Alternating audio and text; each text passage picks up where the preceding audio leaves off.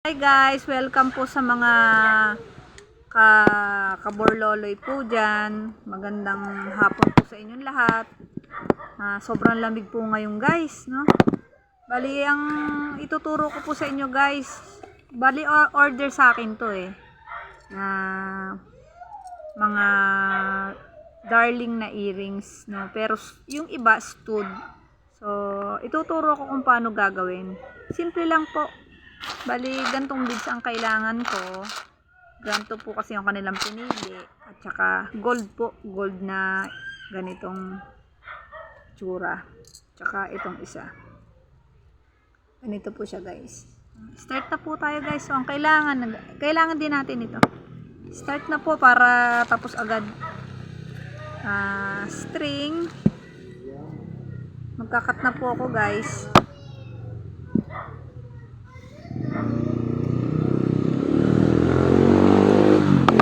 Yan, bale, ito yung kailangan ko guys dodoblehin ko para matibay.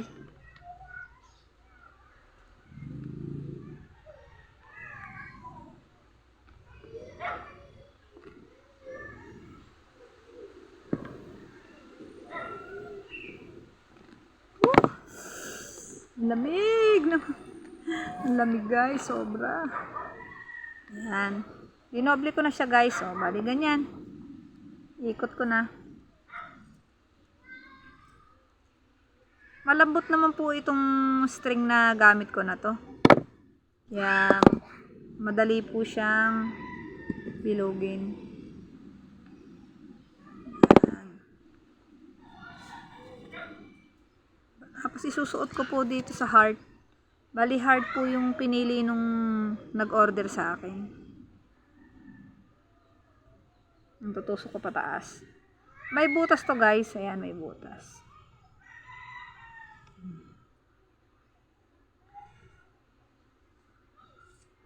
Yan, tapos lalagyan ko po ng red na crystal po. Crystal yan. Yan yung pinaka-design niya. Yan. Lagi pong dalawang ikot lang guys ha. Yan. Kakat na. Kakat ko na po yung sobra. Tapos ipipress ko po yung nakaangat.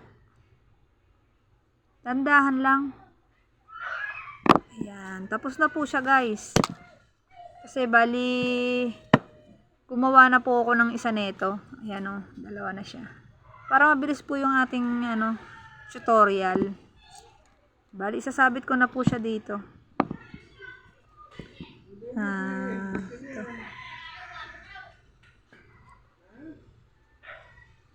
Dandahan lang guys para hindi maputol. Yan, sasarado ko siya ng dahan-dahan.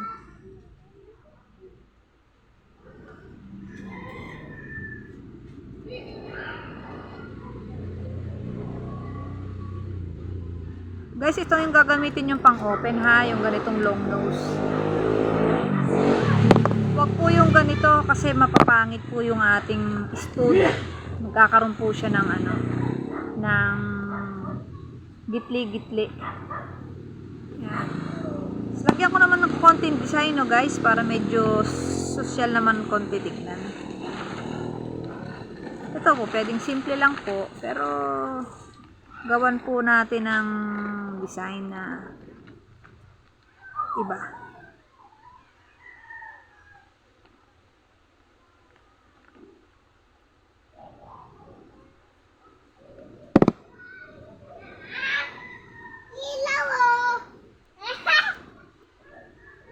Yan.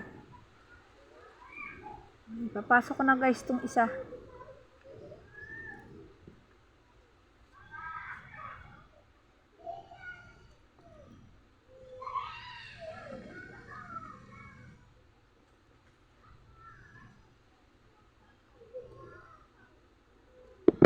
Tip niya guys Ayan na po, tapos na tong isa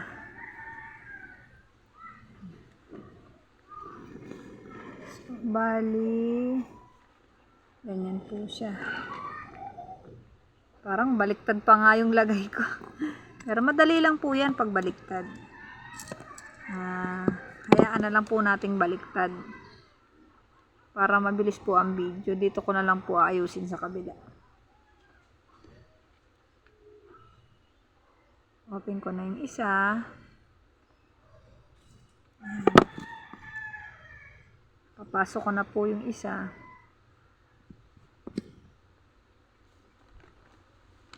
Grabe guys, nanginginig ako sa lamig. Ang lamig talaga, sobra. Ganon po dito ka sa Indang. Sobrang lamig. Lalo na pag mga bandang mga hapon, mga 4 o'clock. Yan, nanginginig na talaga yung mga laman mo sa sa hangin. Tapos yung isa po, ito yung heart. So, pala tinignan ko mabuti guys, no? Sorry kanina sa mali ko. Kasi pala, igaganyan ko siya. Tututo ko muna kung saan nakaharap yung pinakaharap ng natin, design. Kasi doon sa isang lagay ko, baliktad. Pero okay lang naman po yun. Binubuka lang naman po yung nun. Yan, nakaganyan siya. So, bali itong kabiyak, iyan, bali ganito ang harap niya. Ayun, pag ganun. Ay, ayan. Sorry guys. Nanginginig ako guys kasi ang lamig talaga. Sobrang lamig. Dapat pala hindi po ako nag-video ngayong gantong oras. Talagang umaga yung medyo mainit-init yan. Tapos na po guys. Ayan. Kasi kanina yung gawa ko kanina guys, baliktad.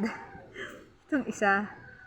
Baliktad yung harap niya. So, pero ito na siya, ganyan na siya. Cute siya, oo. Cute siya guys. Ito lang isa kasi baliktad. Yan.